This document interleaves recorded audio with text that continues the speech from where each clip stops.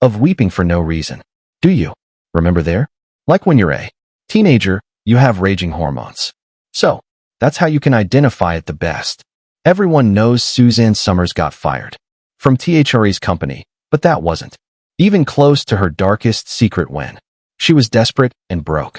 She got arrested for check fraud and spent time in jail. She had a secret abortion with a married man while they were hiding their affair from the world. ABC didn't just fire her from the show. They actively tried to destroy her career completely. Police escorts had to bring her to set because things got so hostile in her. Co-stars refused to speak to her for over 30 years. But what she did to survive afterward would create even bigger scandals. Suzanne Somers was born on October 16, 1946 in San Bruno, California. Her childhood wasn't just difficult, it was terrifying. Her father, Frank Mahoney, worked long hours doing physical jobs, but came home every night drunk and full of rage. He was violent, unpredictable, and terrifying. Suzanne later said she lived in constant fear of being hurt or killed by him. Her mother, Marion, worked as a medical secretary, but no amount of order or stability could calm the chaos at home.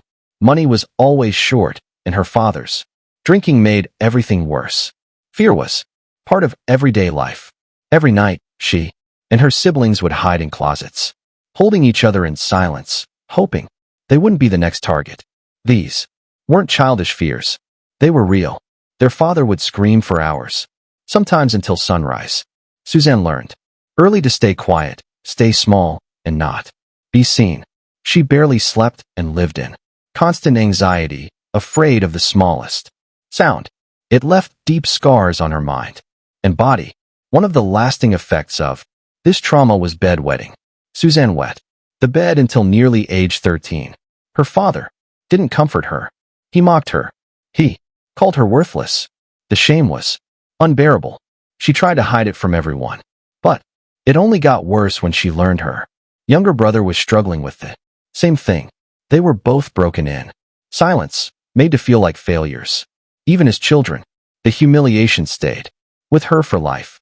On top of all this, Suzanne had dyslexia. Reading and writing were exhausting for her. She couldn't keep up at school. Her teachers didn't understand. Nobody did. They thought she was lazy. But in reality, she was surviving on almost no sleep and carrying heavy emotional pain. Her grades dropped and her confidence crumbled. But she still found joy in music and drama. It was the only place she felt like she mattered. By the time she was 14, she was desperate to break free. That's when she was expelled from Mercy High School after writing notes to a boy. She hadn't even sent them, but none found them, and it was over. Her shame and confusion only grew. The world kept punishing her for things it didn't understand. That expulsion became a symbol of her frustration. No one saw how hard she was trying to hold herself together. But everything boiled over at age 17. Her mother had sewn her a beautiful prom dress. It was a rare, bright moment. But her father, drunk again, stormed into her room. He tore the dress to pieces and called her nothing. That was it. Suzanne grabbed a tennis racket and hit him hard in the head. Blood poured everywhere. He had a concussion. While her mother took him to the hospital, Suzanne cleaned up the blood alone.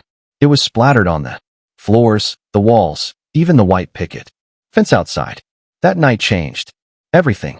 From then on, she refused to ever be alone with him again. Not long after, Suzanne made a desperate choice. She got pregnant on purpose. She thought it was the only way out.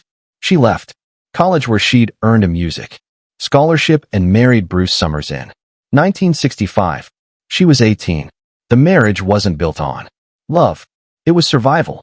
But it didn't save her.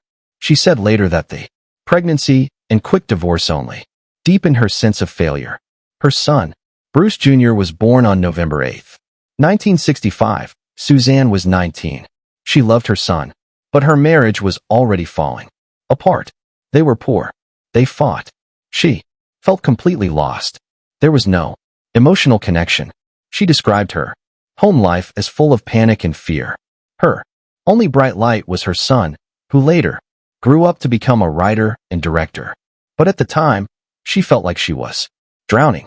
By 1967, it all collapsed. Suzanne had an affair with a former drama teacher. When her husband found out, the marriage ended. She was 21, alone with a baby, and barely holding on. She blamed herself for everything. She admitted she became someone who lied, manipulated, and hid just to survive. She fell into crisis. After crisis, there were arrests. There was a secret abortion after another affair. Her life was spinning out of control, but she kept going. With no education and no support, she turned to modeling in San Francisco. She took any job she could find. She stayed away from her older siblings, both alcoholics like their father. She was terrified she'd end up like them, so she pushed herself hard. She refused to follow the same path. In 1968, she became a prize model on a game show. That's where she met Alan Hamel, the man who would change her life. In 1969, she didn't expect anything major when she walked onto the set of the anniversary game. Alan Hamel was the host of the show. From the moment they locked eyes, something sparked. Even though Hamel had a wife, he and Somers started seeing each other in secret. Their connection was electric, and their affair quickly became one of the worst-kept secrets in Hollywood circles. Somers later admitted he had a charm that pulled in both women and men. What started as a risky romance soon became a long-term relationship, but it came at a price. Back then, having an affair, especially with a married man, was considered a serious scandal. Their love felt real, but it was born in shadows, and for a long time, they had to pretend it didn't exist. Things became even more complicated when Somers found out she was pregnant. Hamel was still married. She was already a single mother, trying to survive in a tough business. The pressure was too much. They made the heartbreaking decision to end the pregnancy. The abortion was kept secret, but the pain couldn't be hidden. It caused serious medical problems, and she was left shaken for days.